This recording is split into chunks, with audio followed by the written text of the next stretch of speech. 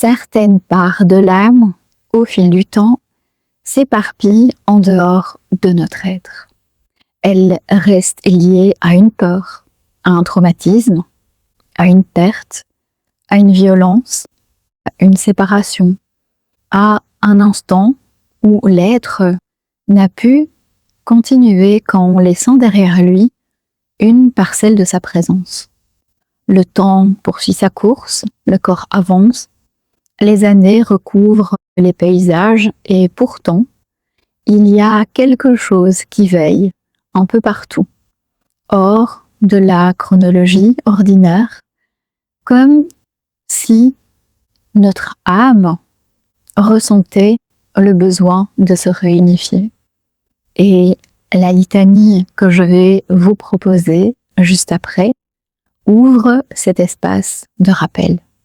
Elle appelle les fragments dispersés, les parts restées dans les anciennes terres de l'histoire, celles qui se sont retirées, figées ou éloignées lorsque l'expérience devenait trop douloureuse pour être traversée entière. Ici, aucune mémoire ne sera effacée, seulement reconnue et bien évidemment accueillie. Cette litanie, ce rituel, prononce simplement l'appel jusqu'aux profondeurs où l'âme reconnaît encore son propre nom et où ces petits fragments éparpillés reviennent, appelés par le signal radio de l'âme, qu'ils reconnaîtront bien évidemment.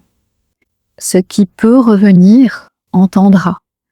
Ce qui se trouve encore trop loin saura par contre désormais que la maison existe toujours. Il sera donc intéressant de pratiquer cette litanie du grand rappel à plusieurs reprises, après des cycles de 28 jours. Je vous en souhaite une belle écoute et n'hésitez pas à partager cette litanie du grand rappel, car à l'heure actuelle, dans cette société qui nous fait courir à 1000 à l'heure, chaque personne est fragmentée. Litanie du grand rappel. Je me présente devant l'invisible avec tout ce que je suis devenue, portant dans ma chair les années traversées, les nuits franchies, les mondes qui se sont effondrés, sans m'emporter entièrement, et les renaissances dont la lumière, parfois discrète, reste inscrite jusque dans les profondeurs que mes yeux ne savent pas voir. Je viens devant ce qui précède mes souvenirs et survivra à mes récits, devant cette intelligence de l'âme qui connaît chacun de ces territoires, même ceux dont ma conscience a perdu la carte. Et je consacre ce moment au rassemblement de tout ce qui a été dispersé, aux frontières des temps interrompus, là où certaines mémoires continuent d'habiter un moment de ma vie, et alors que les saisons ont poursuivi leur course, ma voix se lève afin d'atteindre ce qui de moi s'est éloigné, figé, retiré derrière un voile, ou séparé du courant vivant lorsque l'existence devint trop vaste pour être portée entière. Je viens chercher aucune innocence perdue, ni effacer ce qui fut inscrit dans l'histoire. Je viens rappeler à l'âme ce qui appartient encore à son royaume et rendre audible jusque dans ces terres les plus lointaines la vibration de la maison. Celle qui prononce aujourd'hui cet appel a vécu au-delà des heures où certains fragments se sont arrêtés. Son corps a porté les jours suivants, ses mains ont touché d'autres rives, son cœur a connu d'autres morts et d'autres commencements. Et l'espace s'est agrandi en elle jusqu'à pouvoir contenir davantage que ce qu'elle pouvait autrefois soutenir. Je suis cette femme, sous le regard de ce qui en moi ne fut jamais entièrement atteint. J'ouvre le cercle du rappel et j'appelle mon âme à reconnaître et à rappeler ses propres fragments. Que les parts dispersées de mon âme reconnaissent ma voix et que s'ouvre dans l'invisible le chemin sacré du retour. Aux parts demeurées dans les instants que les années ont recouverts, sans parvenir à les dissoudre, retenues autour d'une parole, d'un geste, d'une violence, d'une disparition, d'un abandon, d'un rejet, ou de cet instant presque imperceptible où le monde cessa soudain d'être un lieu habitable. Je fais parvenir la voix de celle qui existe au-delà de ce moment, là où la peur fut trop vaste pour être traversée d'un seul mouvement, où le corps comprit avant la conscience qu'une frontière venait d'être franchie, où quelque chose dut se retirer afin qu'une autre part puisse continuer à marcher. La femme présente prononce aujourd'hui le rappel. Que ma voix traverse les épaisseurs du temps et les chambres closes de la mémoire. Qu'elle franchisse les murs dont je ne connais plus les portes et atteigne jusque dans les lieux intérieurs où ma présence reste peut-être encore immobile, gardant un instant comme si le quitter revenait à trahir celle qu'il avait vécue. Aucun récit n'a besoin d'être ramené pour que le fragment soit reconnu. Le sanctuaire porte une connaissance beaucoup plus ancienne que les mots et sait distinguer, discerner, au milieu de 1000 traces, l'empreinte de ce qui lui appartient vraiment. L'enfant restait devant une porte, la jeune fille dont le souffle s'interrompit lorsque le réel changea brutalement de visage, la femme agenouillée devant un effondrement dont personne ne mesura peut-être l'ampleur, peuvent entendre maintenant qu'un temps différent existe autour de leur immobilité. La vie n'est plus contenue tout entière dans ce moment, et celle qui vient les chercher possède désormais des bras vastes et aimants pour accueillir ce qu'elles portèrent seules. Autour de cette absence, une femme s'est formée. Elle a appris des langues que ses anciennes parts ne connaissaient pas encore, aimé des êtres dont elle ignorait le visage, quitté des lieux qui semblaient autrefois constituer le monde entier, enterré certains rêves et offert une terre à d'autres. Chaque traversée a déposé en elle une profondeur et une tendresse supplémentaires, jusqu'à rendre possible cette rencontre entre celle qui fut contrainte de rester et celle qui a continué. La voix qui arrive jusqu'à elle n'est donc plus seulement celle de la blessure, elle est celle de la femme revenue jusqu'au seuil des anciennes nuits pour rappeler à chacune qu'elle appartient encore à l'âme qui l'a portée. Que les parts dispersées de mon âme reconnaissent ma voix et que s'ouvre dans l'invisible le chemin sacré du retour. Je porte maintenant l'appel vers les territoires où la peur établit autrefois ses sentinelles, vers ces régions de l'être qui apprirent à surveiller, anticiper, retenir, se dissimuler ou rester immobile lorsque l'incertitude semblait annoncer la répétition d'un ancien danger. Certaines peurs ont reçu de moi des tributs que je ne savais pas offrir. Une parcelle de présence laissée auprès d'un être déjà parti. Une veilleuse intérieure maintenue devant une porte fermée. Une puissance recouverte de voile afin de devenir moins visible. Une parole enterrée dans les souterrains du silence parce qu'elle avait appris qu'être entendue pouvait coûter cher à sa chair. Dans l'ombre des abandons, une part a pu continuer d'attendre longtemps, après que le monde extérieur eut compris qu'aucun retour ne viendrait. La peur de perdre a parfois maintenu un fragment auprès de ce qui était terminé, tandis que d'autres présences ont vécu, tournées vers une catastrophe, comme si relâcher leur vigilance ouvrait de nouveau la porte à l'événement douloureux. Je reconnais l'intelligence secrète de ces gestes.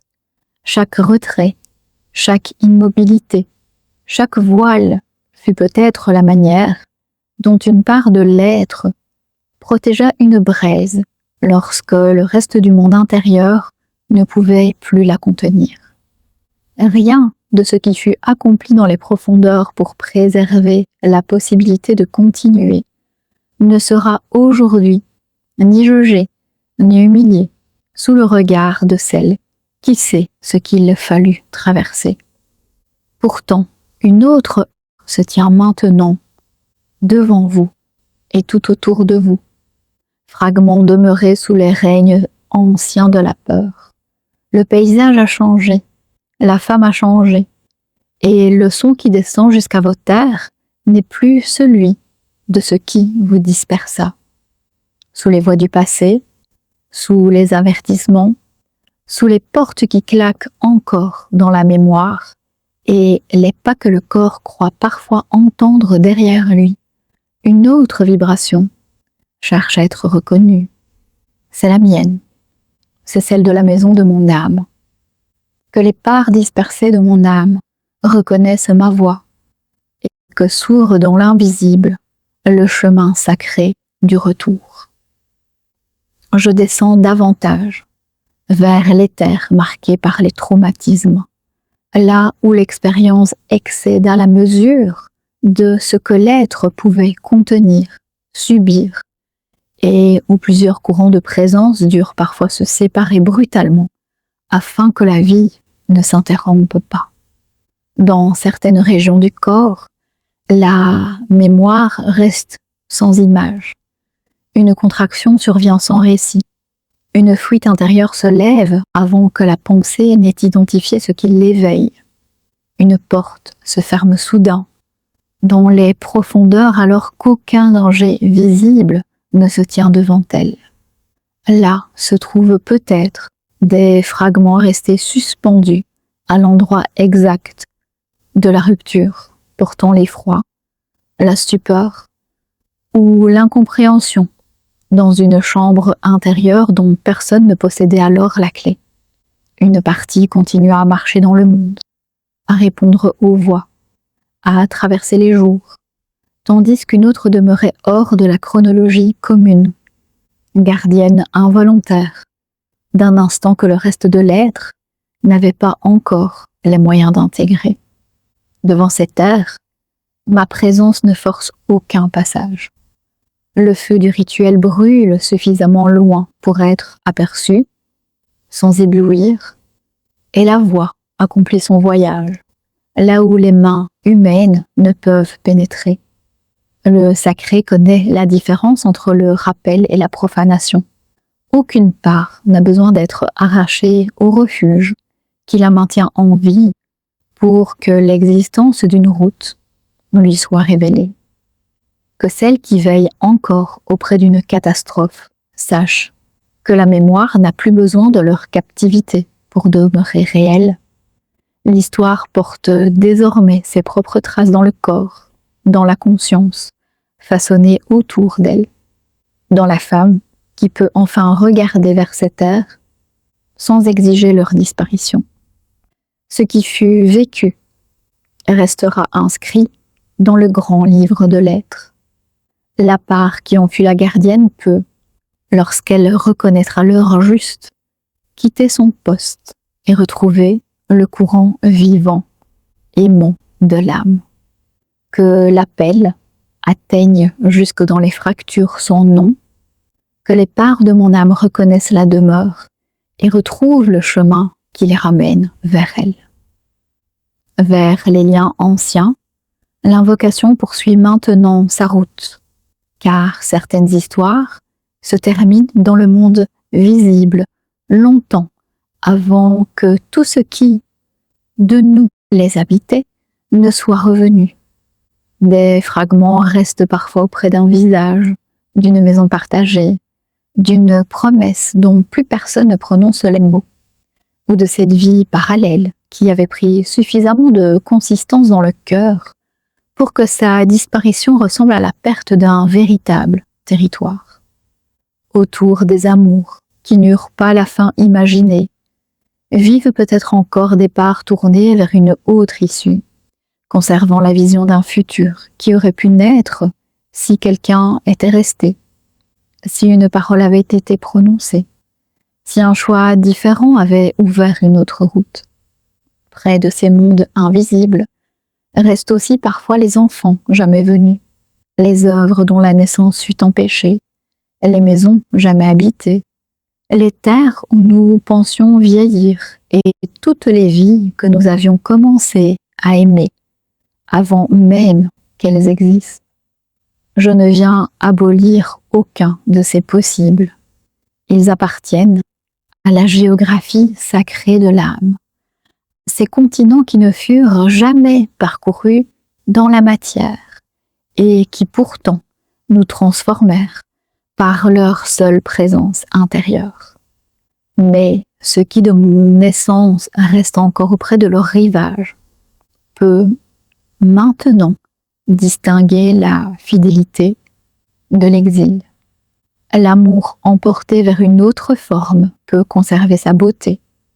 Les connaissances acquises auprès de ceux qui traversèrent ma vie peuvent être ramenées. La tendresse peut être recueillie.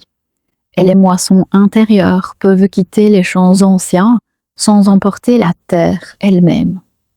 Que les maisons d'autrefois gardent leurs murs et les histoires leurs paysages. Que revienne vers la femme vivante la part de vie qui avait continué d'y attendre. Que l'appel atteigne les terres de l'amour perdu et des futurs interrompus. Que les parts de mon âme reconnaissent la maison et reviennent portant leur moisson. Plus loin s'étendent les terres des morts, ces frontières où l'amour apprend qu'il existe des passages que le regard ne sait pas suivre. Certains départs emportent avec eux une part de notre présence, tant le cœur accompagne profondément celui qui franchit le seuil. Quelque chose peut alors rester auprès d'un lit, d'une tombe, d'un vêtement conservé, d'une dernière conversation ou d'une larme, ou encore de cette minute presque impossible à concevoir, où le monde comptait encore un être qui, l'instant suivant, dans un dernier souffle, dans un dernier battement de cœur, ne serait plus accessible. De la même manière, devant ces liens, ma voix s'incline, car certaines fidélités touchent à des mystères que la langue humaine ne devrait pas réduire à ce qu'elle comprend. Je salue celles et ceux que j'ai aimés et dont le chemin s'est retiré de mon regard. À leur voyage, je rends ce qui lui appartient avec la gratitude immense due aux êtres dont la trace continue de traverser les années et mon cœur. Entre eux et moi, l'amour garde son passage. Pourtant, aucune part de mon âme n'a besoin de rester éternellement dans le royaume de l'absence pour prouver la profondeur de ce lien. Les morts peuvent recevoir ma tendresse sans recevoir ma disparition, et ce qui de moi les accompagna jusqu'au bord peut entendre derrière lui la vibration du monde vivant. À l'endroit où les chemins se séparent, j'appelle doucement mon essence, que le lien sacré, au-delà des formes, que l'amour demeure, capable de traverser les mondes, et que la présence qui porte mon nom retrouve sa route parmi les vivants, que l'appel traverse les frontières visibles et invisibles, que les parts de mon âme laissées auprès des absents reconnaissent la maison et reviennent dans le souffle de ma vie.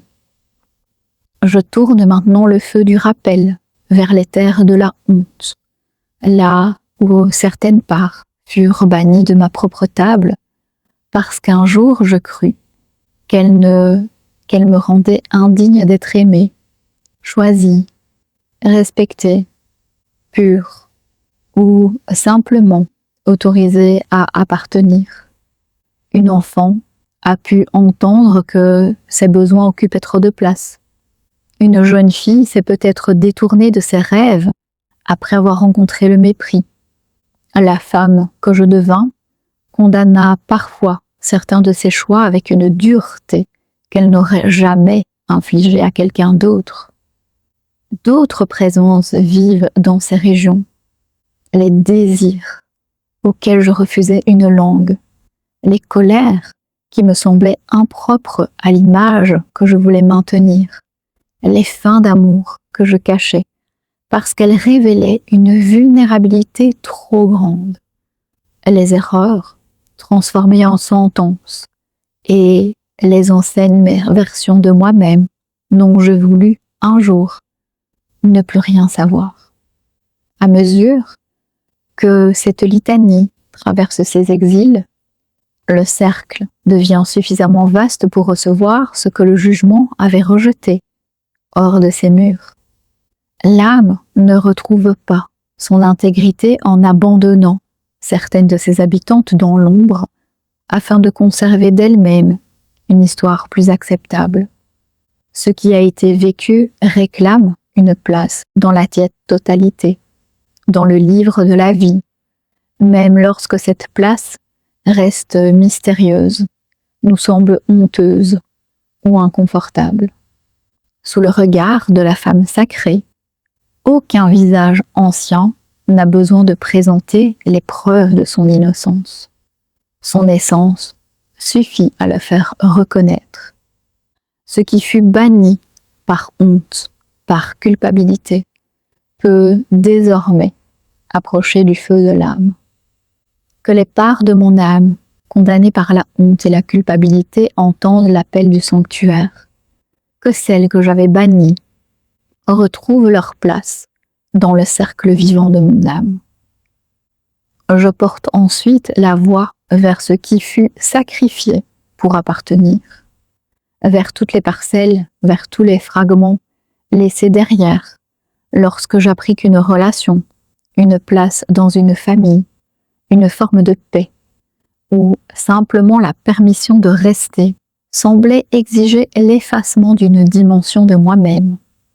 Une créativité, peut-être enfouie parce qu'elle dérangeait l'ordre établi, un désir rendu muet afin de ne pas troubler ceux qui ne savaient comment le recevoir, une puissance dissimulée sous des gestes plus petits, parce que son intensité semblait menacer la stabilité du monde autour de moi. Même la joie a parfois appris à marcher sans bruit dans les maisons où la souffrance détenait le monopole du sérieux, comme si rayonner revenait à trahir ceux qui ne pouvaient plus le faire. Certaines parts comprirent très tôt qu'être aimée supposait de devenir moins vaste, moins ardente, moins sensible, moins étrange ou moins vivante que ce qu'elles étaient réellement.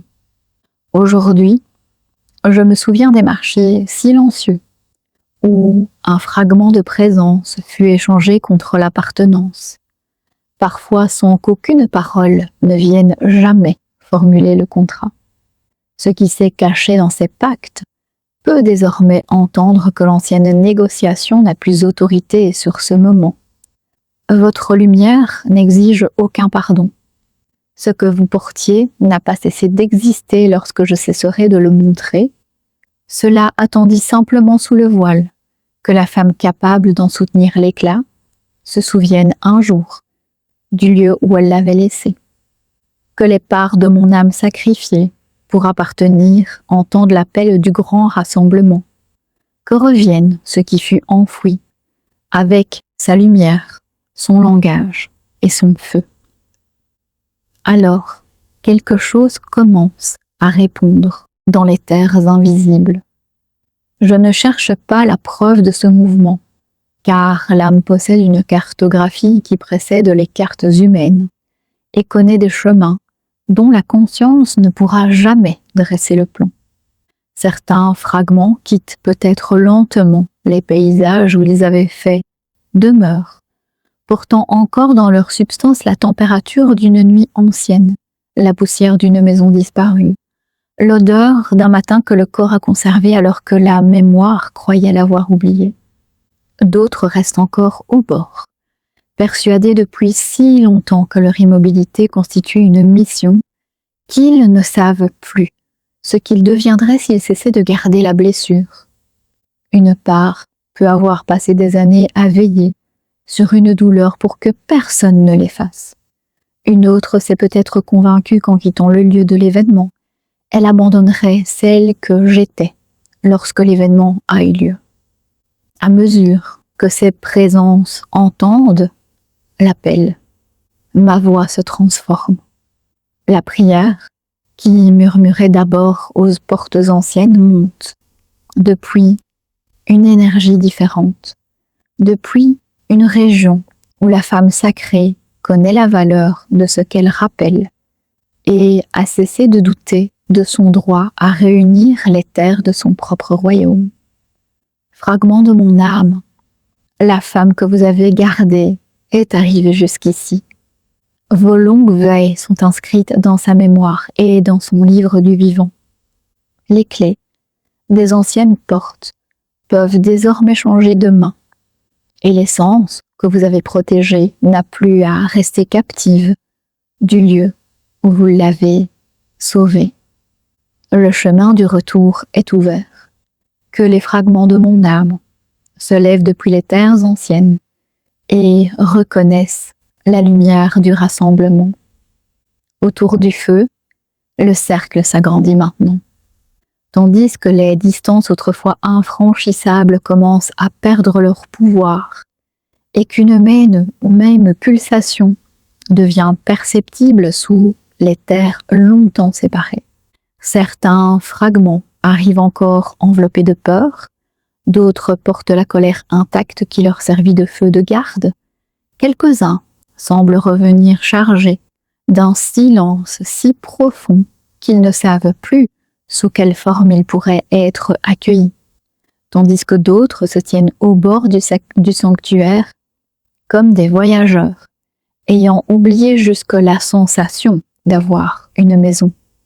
Aucun visage ne leur sera imposé. La part restée enfant peut revenir chargée d'une connaissance que seule possède celle qui traversa 30 années au cœur d'une seule nuit. Celle qui resta auprès d'une violence peut entrer avec son feu encore vivant, sans avoir à le déposer pour devenir digne du cercle. La présence qui s'exige là dans le silence n'a besoin d'aucune parole pour que son empreinte soit reconnue. Vous n'avez aucune ancienne forme à restituer. L'âme ne vous appelle pas afin de reconstruire la personne qui existait avant la fracture. Elle vous appelle parce que vous êtes devenu, au cours de cet exil, appartient désormais aussi à son livre du vivant. Entrez donc avec vos cicatrices, vos mémoires, les langues perdues et les trésors préservés sous les couches de l'ombre. Le sanctuaire ne réclame pas des fragments lavés de ce qu'ils ont traversé. Il reconnaît les parts véritables de l'âme. Que les fragments revenus franchissent le cercle tel qu'ils sont devenus. Que chacun retrouve auprès du feu la place juste que son essence pulse. Ô âme, intelligence profonde, qui précéda mon premier souvenir et connaîtra encore mon nom lorsque toutes les histoires que je raconte sur moi auront disparu. Étends maintenant ton appel au-delà des territoires accessibles à ma conscience. Descends vers les mémoires sans images, vers les sensations dont le corps conserve la langue lorsque l'esprit en a perdu l'origine, vers les anciennes frayeurs dont il ne reste parfois qu'une petite contraction, un mouvement de fuite, une impossibilité à rester dans certaines présences ou certaines situations. Atteins ce qui s'est fragmenté avant même que je dispose des mots nécessaires pour le savoir. Les premières nuits et les effrois sont récits, les silences hérités, les ruptures dont aucune photographie intérieure subsiste. Tout ce qui appartient à une couche de l'être, si ancienne que la pensée ne pourra peut-être jamais y entrer. La conscience n'a pas besoin de connaître chaque lieu pour que l'âme reconnaisse son empreinte. Par le rêve, par le souffle, par l'eau, des larmes, ou par cette modification secrète de l'être grâce à laquelle une présence peut parfois revenir avant même que nous comprenions qu'elle nous avait manqué, porte l'appel jusqu'au territoire hors de ma mémoire. Qu'aucun fragment ne reste hors du cercle, simplement parce que son nom fut oublié. Ô âme, rappelle ce que ma mémoire a oublié. Retrouve jusque dans les profondeurs son nom, ce qui porte encore ton empreinte, et conduis-le vers le feu du rassemblement. Au cœur de ce rituel, j'établis le lieu où les terres séparées peuvent enfin se rencontrer. Un feu invisible brûle au centre du sanctuaire intérieur, assez grand pour accueillir les fragments, sans les contraindre aussitôt à fusionner, pardonner, comprendre ou s'accorder. La première œuvre du rassemblement peut être simplement celle-ci. Rester dans un même cercle, après avoir vécu durant des années comme des royaumes étrangers, sentir la présence des autres sans devoir immédiatement savoir comment former avec elles un même corps intérieur. Sous cette lumière, les anciennes cloisons commencent à laisser passer le souffle. Une mémoire longtemps isolée reconnaît qu'elle appartient à une histoire plus ancienne. Une sensation trouve enfin écho dans l'être, tandis que certaines présences aperçoivent peut-être, au-delà de leurs frontières, d'autres parts qui portent une même pulsation. Je laisse le mystère du vivant accomplir ce que ma volonté ne saurait ordonner. L'âme sait comment rapprocher ce qui se reconnaît, restaurer les passages capables d'être restaurés, et offrir à chaque fragment récupéré une place qui ne demande ni sa disparition, ni sa domination sur l'ensemble.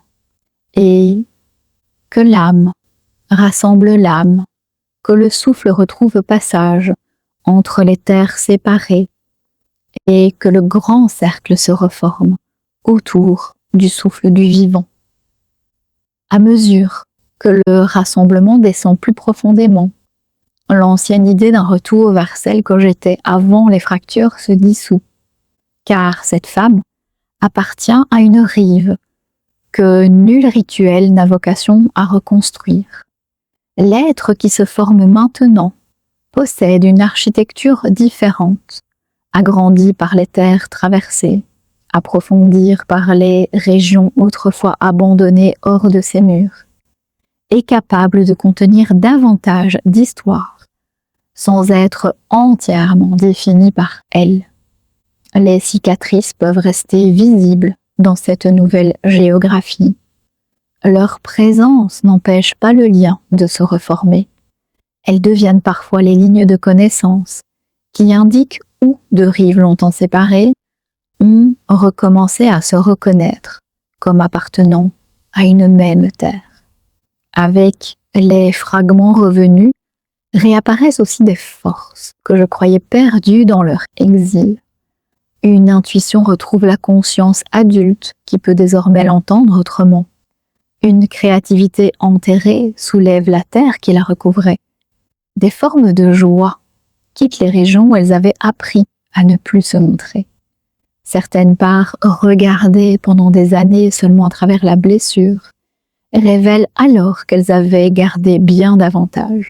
Une langue, une connaissance, une puissance, parfois même une médecine dont le reste de l'être ne pouvait disposer tant qu'elle demeurait absente.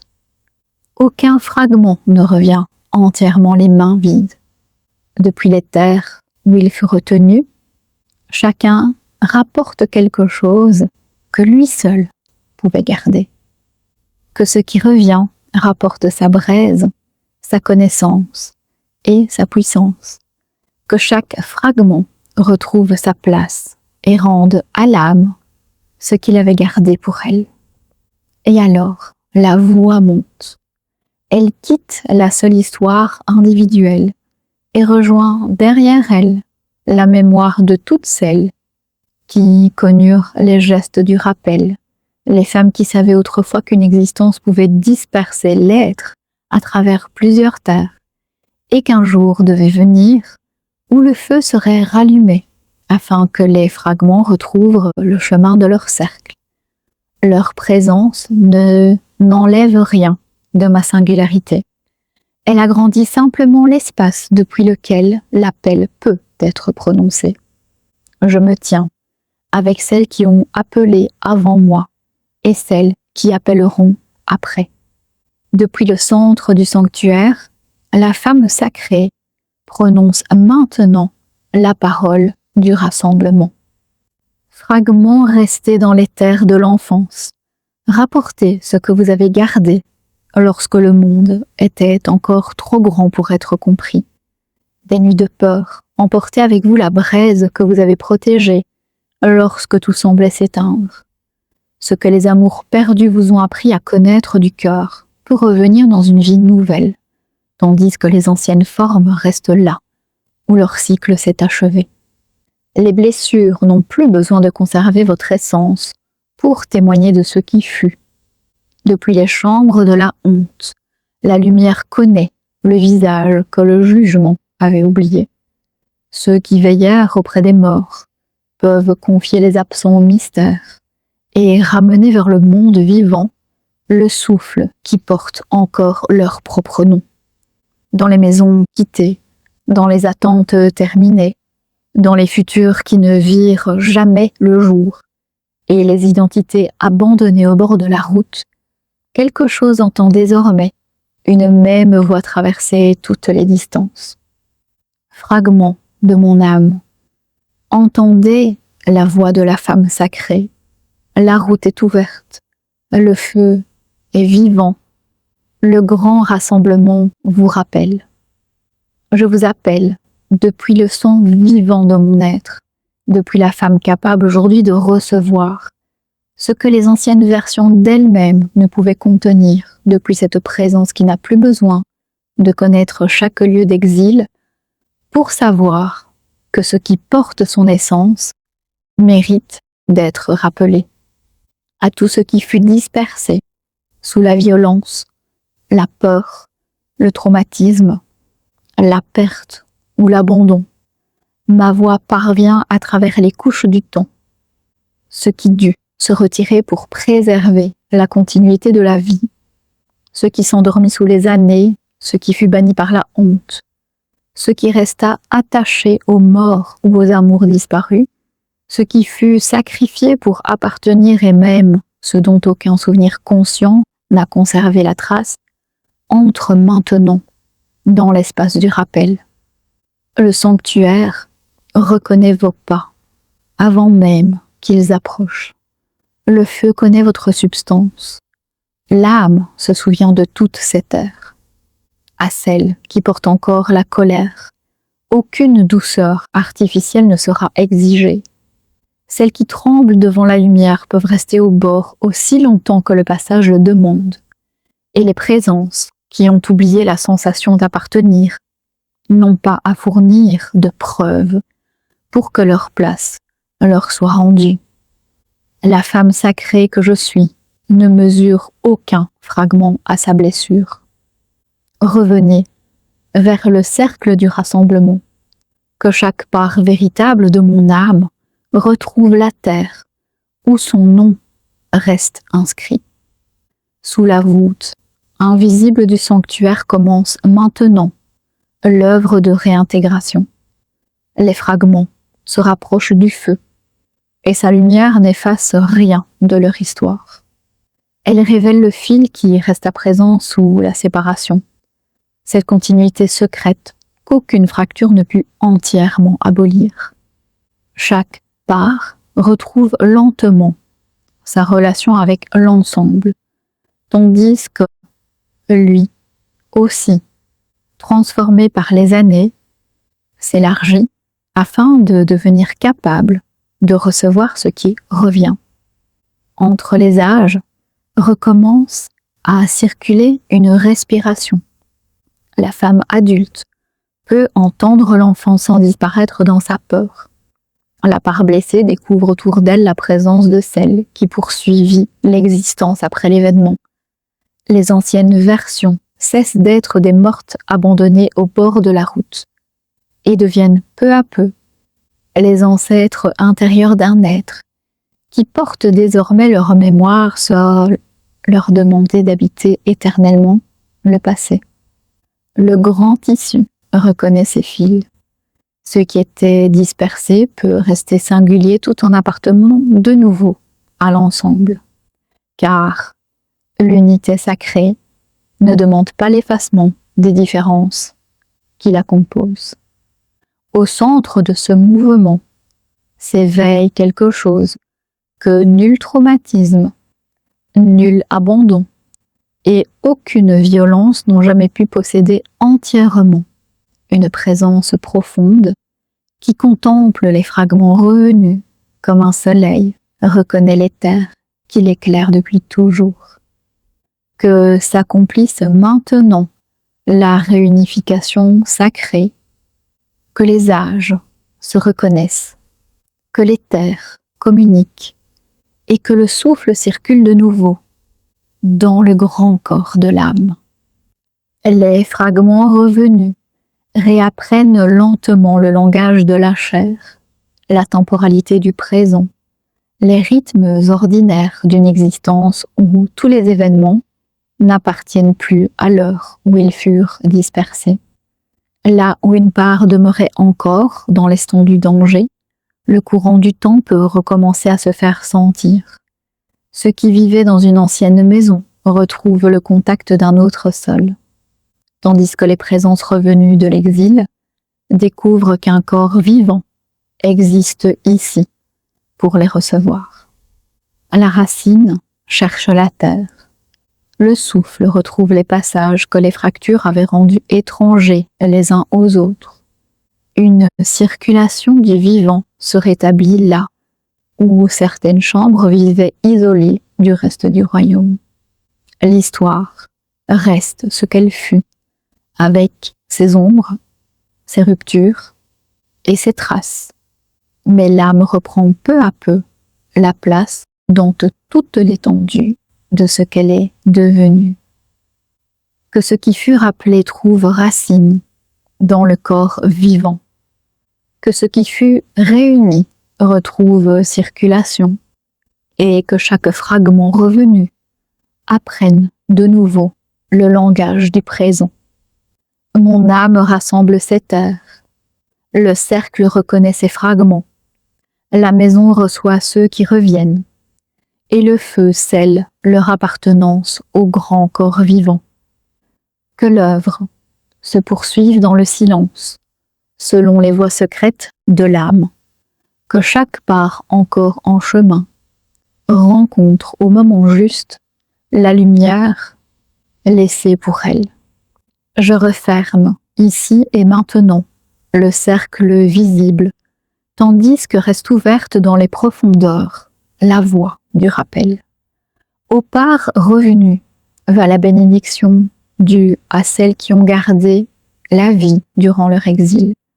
Celle qui chemine encore porte avec elle une promesse que nul empressement ne viendra profaner. Même les anciennes fractures peuvent être regardées autrement dans cette heure, car certaines furent les formes provisoires grâce auxquelles l'impossible fut contenu, lorsque l'être ne possédait encore aucune autre architecture. Au-dessus du rassemblement reste la femme sacrée. Elle n'abandonne aucune de ses terres à l'oubli, connaît les chemins qui descendent vers ses profondeurs sans y perdre sa lumière, et parle depuis un lieu assez juste pour que les peurs elles-mêmes reconnaissent qu'elles ne furent jamais la totalité de son nom. sous son regard. Les fragments se souviennent les uns des autres. À travers son corps, les chemins longtemps interrompus recommencent à converger, tandis que son souffle porte, d'un territoire à l'autre, la mémoire d'une appartenance que les années de séparation n'avaient pas détruite. Alors, l'ultime parole peut être prononcée. Ce qui fut dispersé a entendu. Ce qui fut appelé connaît désormais la route, et ce qui est revenu a trouvé la demeure. Et jusque dans les terres les plus lointaines, les pas autrefois perdus répondent déjà à l'appel de celle qui se tient au centre du cercle. Mon âme connaît son nom, reconnaît ses terres et rassemble ses fragments. Sous le sceau de la femme sacrée, que ce qui revient retrouve demeure, que ce qui se rejoint retrouve vie, et que le grand cercle de l'âme et le livre de mon vivant restent entiers dans l'invisible.